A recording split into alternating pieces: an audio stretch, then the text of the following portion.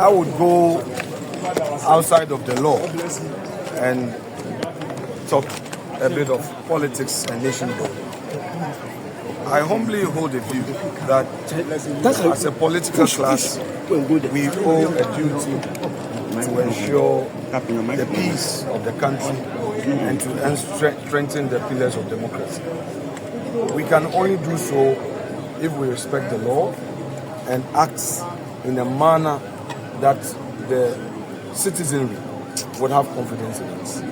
We have 3 weeks to go for an election, more or less.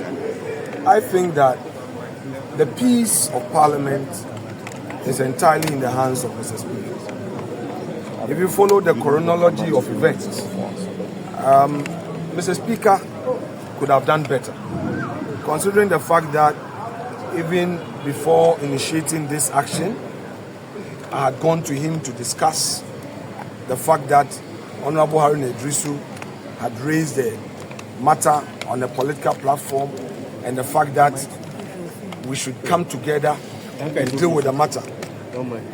He assured me that he would guide the process. Unfortunately, that did not happen. I eventually had to file the writ upon seeing the petition of Mr. Idrisu to be argued on the House floor. He again went to Mr. Speaker. That Mr. Speaker, now that you have knowledge of this petition by Honorable Harun Idrisu, does that mean that you are going to take a step? He said no. The application by Harun Idrisu would have to be admitted by him first, and that he has not admitted any motion. So I should be rest assured. Then the next stage of serving the writ on the legal directorate. There again, he gave me assurance that because of a certain circular, the directorate could not receive the process until the next Monday. Then I became alarmed when we got onto the House floor. And this time around, the petition from Harun Idrisu was not a matter in issue, but rather Honorable Atuforsen was going to invoke Order 93 to make a statement. We said, okay, fair enough, let's see what will happen. I tried to engage my colleagues on the other side. But you see, they were hell-bent on the politics they wanted to do that day. And from all the actions, it was clear that Mr. Speaker was in the know of whatever they were going to do. So he just called Atuforsen, Dr. Atuforsen, and he came out with this thing. We argued it, and unfortunately, Mr. Speaker announced that he was going to give a ruling on Thursday. When he had assured me that he wasn't going to give a ruling, but because of the court process and all that, he was going to wait so that we all abide by the reasoning of the court. Because according to him, the matter was a constitutional matter. So for me, it was a big surprise that Mr. Speaker would go out of his way to make a ruling, which immediately made the NDC proclaim themselves to be majority. Although he himself continued to address me as a majority leader. Fast forward, we came to court, the court intervened, and now the new argument of Mr. Speaker was that he didn't give a ruling. He only gave an opinion. He expressed a view on the matter.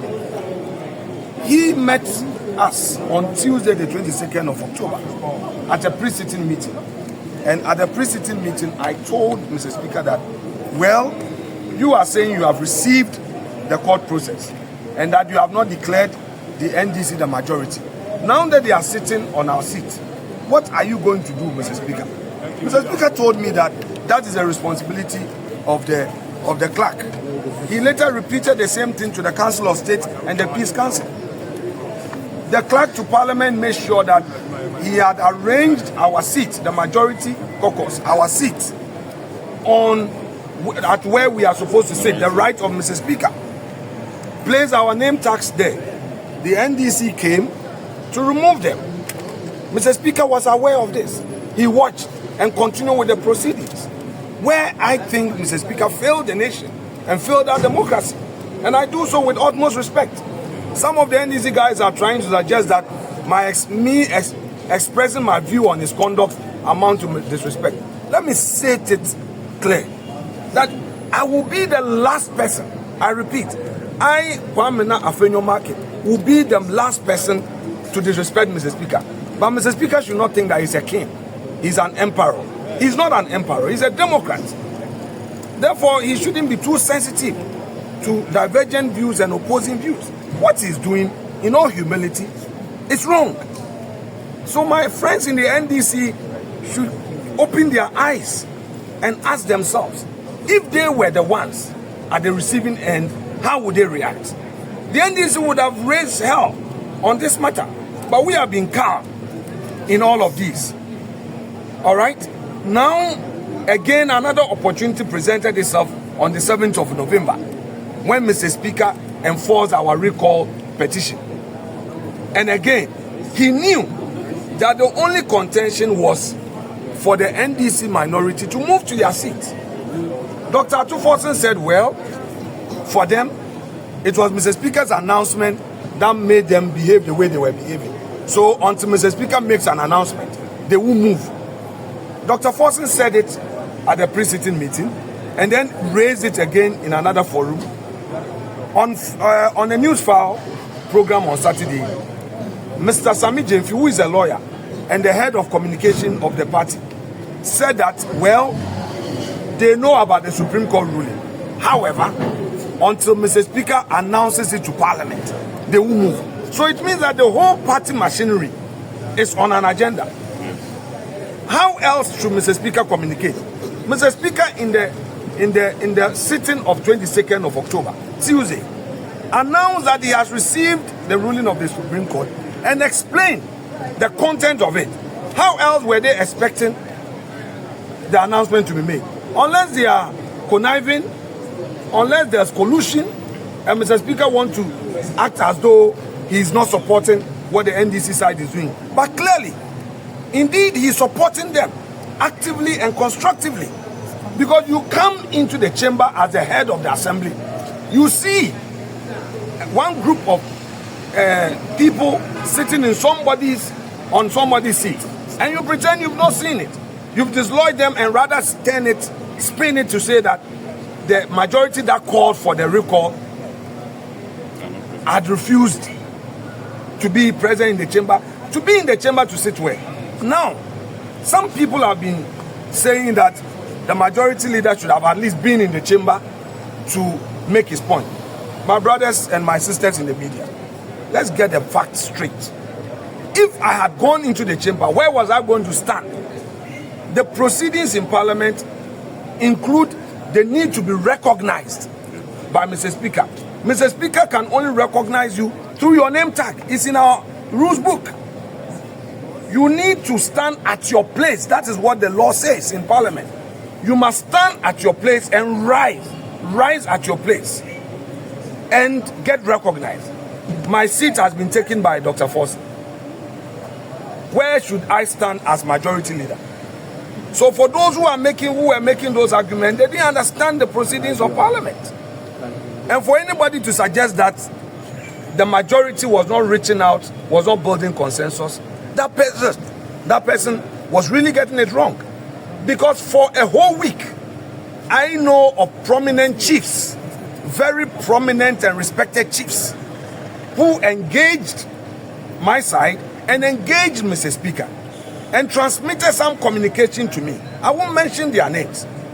They transmitted some communications to me that Mr. Speaker was in fact even going to convene Parliament without our recall application, and that I should reach out to him. I went to his residence 2 occasions. They said he was not available.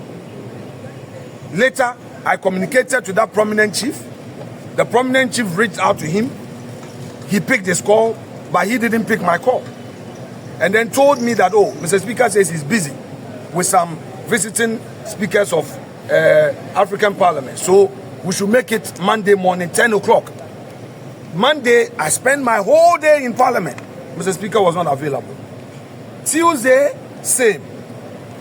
Later in the afternoon, I was told that Mr. Speaker was challenging the okayedness of the court.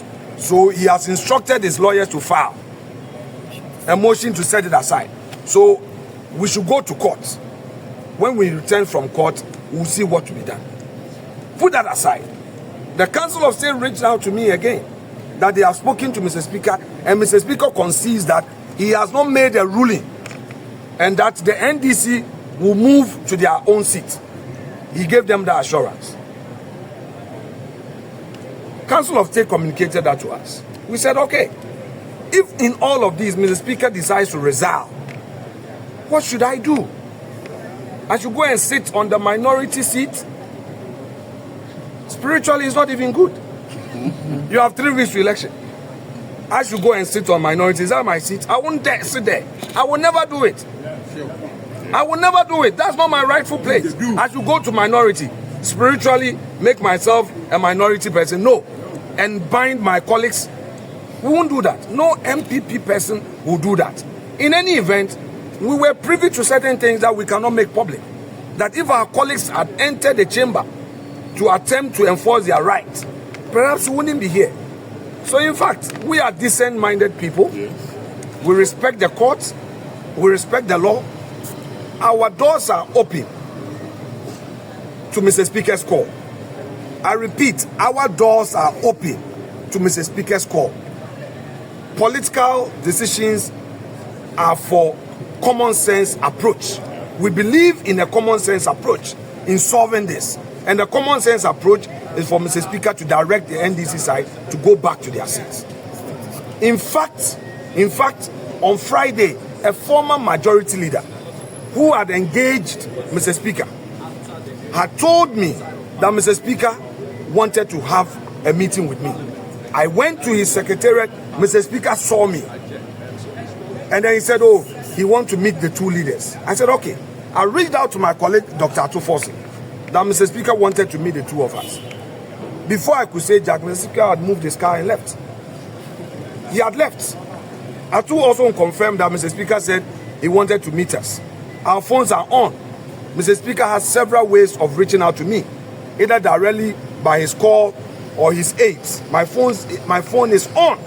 I have not received any call. I am a centrist politician. I'm a moderate politician. I'm not an extremist. I believe in consensus building. Those who know me in parliament know how I do my politics. I don't just jump the gun. I don't just get up to say things. MPP in parliament is bleeding. We have gone through too much hell in the hands of Mr. Speaker. We just don't talk about it. We've managed the situation for far too long. And at this point, we would call on him, Mr. Speaker, that let us end the 8th Parliament on a very happy and a very good note. Let's work together. And I want to also address a matter of importance to you, the media. I urge all of you, the media men, stop describing the MPP majority as the MPP caucus. Stop describing me as the leader of the MPP caucus. As part of your journalism, your job is to follow the law, to disseminate right information. This matter came up in the court, and I beg of you, it doesn't matter your political affiliation or how you feel as a media house. Do justice to the issues. The Speaker made a pronouncement. He has turned around to say he didn't rule, he only expressed an opinion. You have a court of competent jurisdiction. Which court, Mr. Speaker himself, subjected himself to its authority and jurisdiction. He came to challenge the first ruling. The court ruled upon after argument by his counsel. And finally the court said, no way, your ruling, your determination of the matter must stay. What else? Any media house who needs clarification must seek clarification from the court. Stop describing the majority caucus as NPP caucus.